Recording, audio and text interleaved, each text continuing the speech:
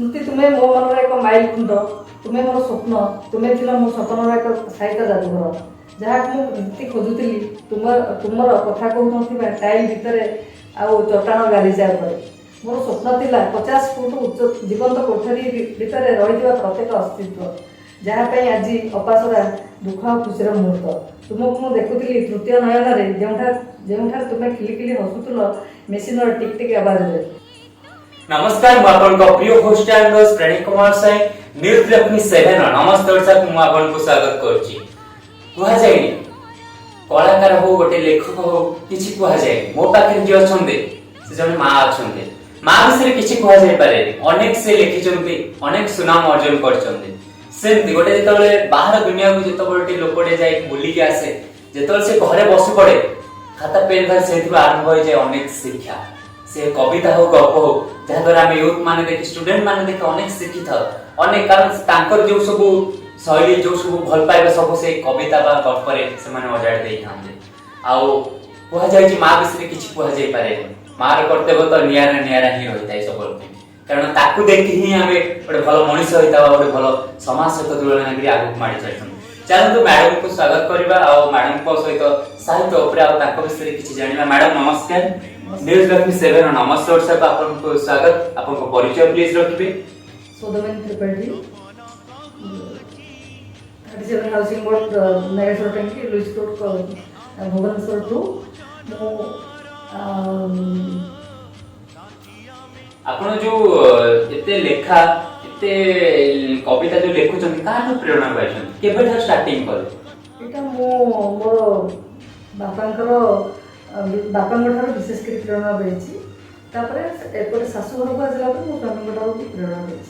अच्छा केमिति कोन आडे रिटायर्ड होबा पूर्व जेतोले घर काम आ छाडे चाकरी क्षेत्र केमिति कोन समय देई परते चाकरी ता जगह थिला आ मोर लेखा लेखि भी मो निजस्व अनुभूति से काम थिला निजे निजे मो क्रिएट करिकरी मो निजे लेखा लेखि करथि तार भितर मोर विशेष करी लेखा हिसाब रे कादम्बिनी गीति गंगोत्री सुधन्या आ विशेष बहुत मैगजीन जो कि लेखा लेखि मोर जाके सुनाम रचना करछि। यह बहुत सुंदर कथा मैडम कुहा जेतबेले आपण देखुचंती साहित्य क्षेत्र रे विभिन्न बे बहुत साहित्य ऊपर सब लेखक बाहर आपण साहित्य विषय कोन कविता को कोन परिवर्तन दरकार विशेष कर जो युवा पीढ़ी मानक मोर उपदेश से समस्त बही किणी पढ़ु आउ ज्ञान अर्जन करूँ आ ओडिया रो समृद्धि से माने लेखा जारी रखु।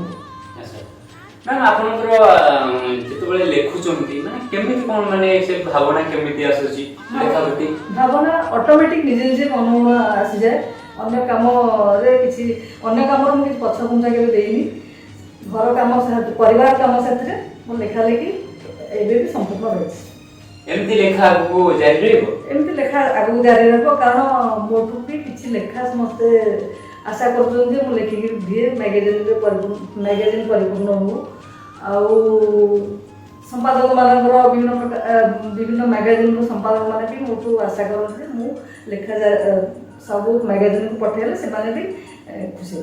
अच्छा अति सुंदर बात मैडम को मैडम आपन हस्बैंड को सपोर्ट केमिति कोन रहछि हस्बैंड को सब बेले सपोर्ट रहिछि आ से मते सब बेले ही सपोर्ट करंती लेखा लेखि संपूर्ण भाबे सहयोग करंती। आपन केबे रिटायर्ड थिले कोन करथिले मो एक्चुअली थली कैपिटल हॉस्पिटल रे 6 नंबर हॉस्पिटल रे थली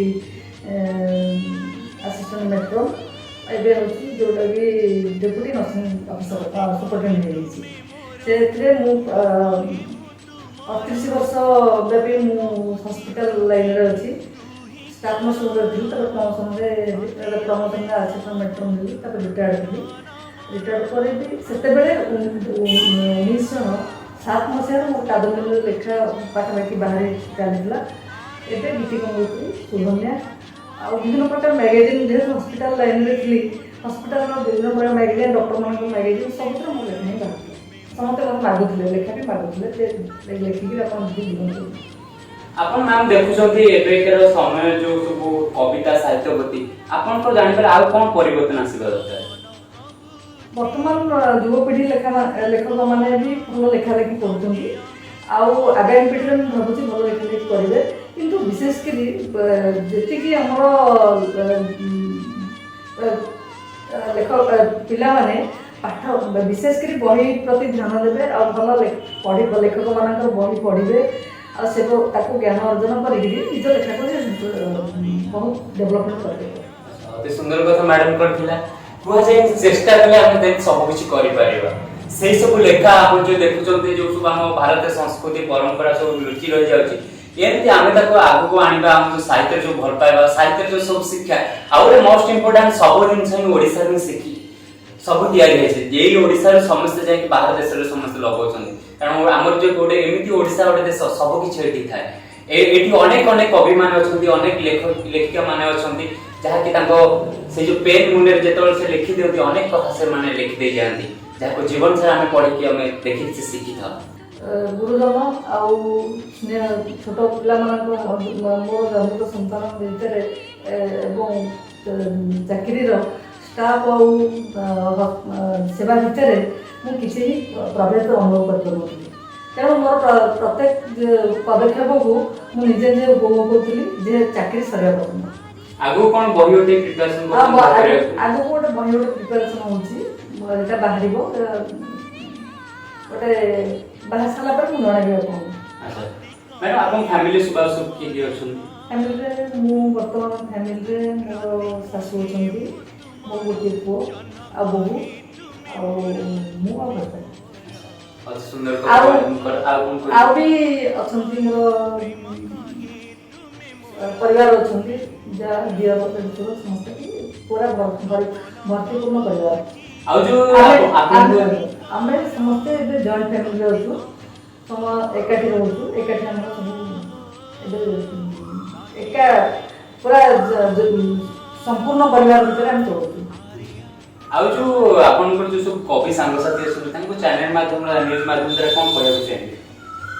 ଚ୍ୟାନେଲ ମାଧ୍ୟମରେ ମୁଁ ଏତିକି କହିବାକୁ ଚାହିଁବି ସମସ୍ତେ ଲେଖା ଜାରି ରଖନ୍ତୁ ଆଉ ଲେଖାକୁ ଭଲ ସୁନ୍ଦର ଭାବରେ ସଜେଇକି ଲେଖନ୍ତୁ ଯେଉଁଟାକି ପାଠକମାନଙ୍କୁ ଭଲ ଲାଗିବ ଏବଂ ସେମାନେ ସେ ଲେଖାକୁ ଭଲ ପାଇବେ ଏବଂ ଆପଣଙ୍କୁ ବି ଭଲ ପାଇବେ। ସୁନ୍ଦର କଥା ମ୍ୟାଡାମ। ଆଚ୍ଛା ମ୍ୟାଡାମ ଆମେ ତ ଆପଣଙ୍କର ବିଭିନ୍ନ ସାରା କବିତା ଦେଖୁଛୁ ମାଗାଜିନ୍ ବିଭିନ୍ନ ବହିରେ ବାହାରୁଛି ବହୁତ ଶିଖୁଛନ୍ତି ଲୋକମାନେ। ଆମ ଯୋଉ ଦର୍ଶକ ବନ୍ଧୁ ମାନେ ଅଛନ୍ତି ସେମାନେ ଚାହୁଁଛନ୍ତି ଆପଣଙ୍କ ମୋର ଗୋଟେ ଛୋଟ କିଛି କବିତା ଶୁଣିବା ପାଇଁ ପ୍ଲିଜ ଅନୁରୋଧ ଶୁଣିବା ପାଇଁ ଅନୁରୋଧ। ମୁଁ 2017 ମସିହାରେ ରିଟାୟାର୍ଡ ହେଲି। ମୁଁ ସେତେବେଳେ ଗୋଟେ କବିତା ଲେଖିଥିଲି ଯେଉଁଟାକି ମୋତେ ବହୁତ ଭଲ କମେଣ୍ଟ ଆସିଥିଲା, ସମସ୍ତେ ଭଲ ପାଇଥିଲେ ସେ କବିତାଟିକୁ। ମୁଁ ସେଇ କବିତାଟିକୁ ପଢ଼ିବାକୁ ଚାହୁଁଛି। ସ୍ମୃତି ତୁମେ ମୋ ମନର ଏକ ମାଇଲ ଖୁଣ୍ଟ, ତୁମେ ମୋର ସ୍ୱପ୍ନ, ତୁମେ ଥିଲ ମୋ ସପନର ଏକ ସାହିତ୍ୟ ଯାଦୁଘର। ଯାହାକୁ ମୁଁ ଏମିତି ଖୋଜୁଥିଲି ତୁମର କଥା କହୁନଥିବା ଟାଇଲ ଭିତରେ ଆଉ ଚଟାଣ ଗାଲିଚା ଉପରେ। ମୋର ସ୍ୱପ୍ନ ଥିଲା 50 ଫୁଟ ଉଚ୍ଚ ଜୀବନ୍ତ କୋଠରୀ ଭିତରେ ରହିଥିବା ପ୍ରତ୍ୟେକ ଅସ୍ତିତ୍ୱ, ଯାହା ପାଇଁ ଆଜି ଅପାସରା ଦୁଃଖ ଆଉ ଖୁସିର ମୁହୂର୍ତ୍ତ। ତୁମକୁ ମୁଁ ଦେଖୁଥିଲି ତୃତୀୟ ନୟନରେ, ଯେଉଁଠାରେ ତୁମେ ଖିଲିଖିଲି ହସୁଥିଲ ମେସିନର ଟିକ୍ ଟିକ୍ ଆବାଜରେ। ସେତେବେଳେ ମୁଁ ଭୁଲି ଯାଉଥିଲି ମୋ ଅନ୍ତରର ଉଦ୍ବେଳନ ଆଉ ହଜି ଯାଉଥିଲି ସହସ୍ର ପ୍ରାଣମୟ ମିଠା ମିଠା ଭାବନା ସ୍ମୃତିରେ। ତୁମ ସହ ସୁଖମୟ ମୁହୂର୍ତ୍ତ ଗୁଡ଼ିକ କେଉଁଠି ବି ଲୁଚେଇ ହେବନି କି ଭୁଲି ପାରିବିନି। ମୋ ହୃଦୟର ପ୍ରତ୍ୟେକ ସ୍ପନ୍ଦନ ମନେ ପକାଇବ ସବୁଜ କପଡ଼ାର ଶୋଇଥିବା ଟିକି ଟିକି ଫୁଲର ପାଖୁଡ଼ାମାନଙ୍କୁ, ଆହୁରି ମନେ ପକାଇବ ଧଳା କୁର୍ତ୍ତା ପାଇଜାମା ପିନ୍ଧିଥିବା କଥା କୁହ କଣ୍ଢେଇମାନଙ୍କୁ, ଯାହାର ଭିତରେ ଥିଲା କୁହୁକ ଆଉ ଯାଦୁର। ଯାହା ଅତି ସୁନ୍ଦର କବିତାଟି ମ୍ୟାଡାମ ପଢିଥିଲେ। ଯାହା ଏତି ତ 2-4 ଲାଇନ ହେଲେ ଯାହା ଶୁଣେଇଛନ୍ତି।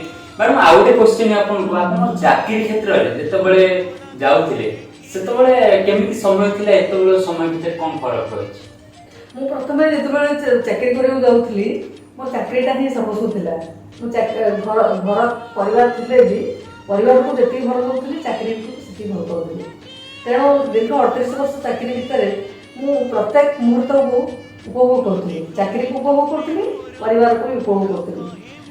ଗୁରୁଜନ ଆଉ ଛୋଟ ପିଲାମାନଙ୍କ ମୋର ଜନ୍ମିତ ସନ୍ତାନ ଭିତରେ ଏବଂ ଚାକିରିର ଷ୍ଟାଫ୍ ଆଉ ସେବା ଭିତରେ ମୁଁ କିଛି ପ୍ରଭେଦ ଅନୁଭବ କରିପାରୁନଥିଲି। तेणु मोर प्रत्येक पदक्षेप को मुझे निजे उपभोग करी जे चाकरी सरिया पर्यंत आगु कौन बही ओटे प्रिपरेशन को आगु गोटे बही गोटे प्रिपेयर। अच्छा मैडम आउ कौन कविता तो ये सुनान मु गीति कविता लिखे गीति गंगोत्रे मोर धारावाहिक गीति कविता बाहर था मु सेठी गोटे पढ़ी सुनो केते भाबी भाबी तुमको बसंत लिखिथिली चिठीटिए तुम बाट चाहि आगो उतुराणी धीरधारे दिन जाए तुम फेरिबार पथकु चाहि आखिए सपन धरी केते केते स्मृति साइति रखिछि चिर करबार बेला निदाक बसंत बरसा शरत हेमंत सरेना तमरी आसीबा जाए केते भाबी भाबी तुमको बसंत लिखिथिली चिठीटिए आखि मु बुझिले अजाणते से हृदय बिड़ारू शिशुरे अमाप प्रीति अनुराग चहलाए मन मोर तुम्हारी परस सरगर सुख यही मन गुणी दिए एते भाबी भाबी तुमको बसंत लिखिथिली चिठीटिए। अति सुंदर कविता मैडम करते मैडम आपन को जे सेतो जो कॉलेज बेला समय केमी थिला एबेकार समय केमिति कोनटा बेसी किछ कहबो कॉलेज बेले भी मोर लिखा बाहर थिला मैगजीन माने बाहर थिला आउ स्कूल रे भी